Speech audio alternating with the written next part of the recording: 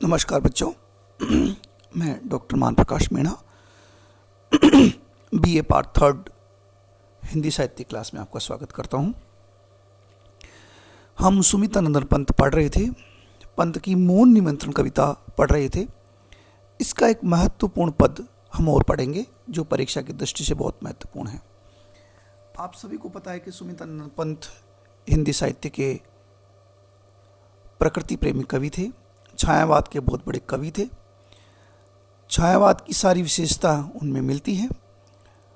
ये जो कविता है मौन निमंत्रण उनके रहस्यवाद की भावना प्रकट करती है।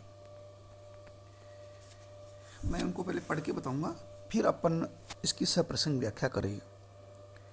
तुमुल तम में जब एकाकार, ऊँगता एक साथ संसार, भीरू झिंगरू कुल की झनकार, कपा देती तंद्रा के तार, न जाने खदोतों से कौन, मुझे पत दिखलाता तब मौन।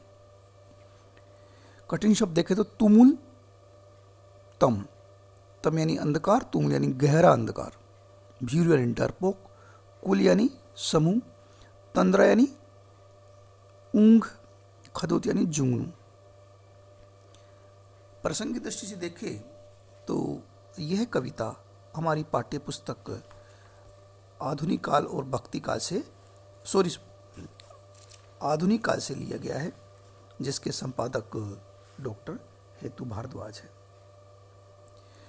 यह प्रकृति प्रेमी, छायावादी, रहस्यवादी कवि सुमितानंद पंत की कविता है मौन निमंत्रण।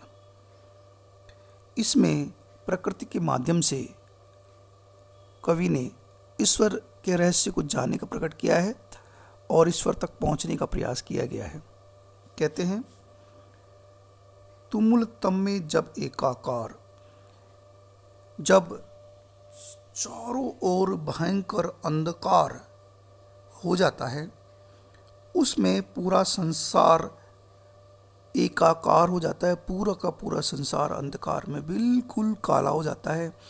वहाँ सफ़ेद कोई चीज़ होती नहीं है, पूरा संसार काला का काला हो जाता है। ऊँगता जब एक साथ संसार, और रात्रि में पूरा संसार एक साथ ऊँगता रहता है।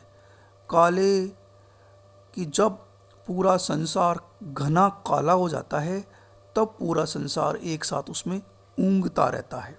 ऐसी स्थिति में भीरू भीरू झिंगुर, ऐसी स्थिति में जुगनू भीरू डरकर कुल की झनकार, वो डरकर पूरे संसार को अपनी आवाज सुनाई देते हैं। कपा देती तंद्रा के तार, और जुगनू गहरे अंधकार में अपनी आवाजों से लोगों की नींदों के तार को झनका देता है, अर्थात उनकी नींद में व्यवधान डाल देता है। न जाने खदोतों से कौन, मुझे पत दिखलाता मौन, मुझे पता नहीं कौन इन रात में चमकने वाले जुगनू के माध्यम से मुझे उस अज्ञात प्रियतम का रास्ता दिखलाता है, मुझे पता नहीं। ये रहस्यवादी कविता है। इसमें कल्पना और भावों का अद्भुत सामंजस्य है। अलंकार की दृष्टि से तो अनुप्रास और मानविकरण अलंकार है, पदमेत्री है, नाद सौंदर्य है। खास बात देखें, विशेष की दृष्टि से देखें कि रात में पूरा संसार बिल्कुल काला हो जाता है और उसमें कुछ भी सफ़ेदी दिखाई नहीं देती, चारों ओर गहन अंधकार होता है। और ये भी बड़ा अच्छा भाव है कि पूरा संसार एक साथ ऊँगता रहता है।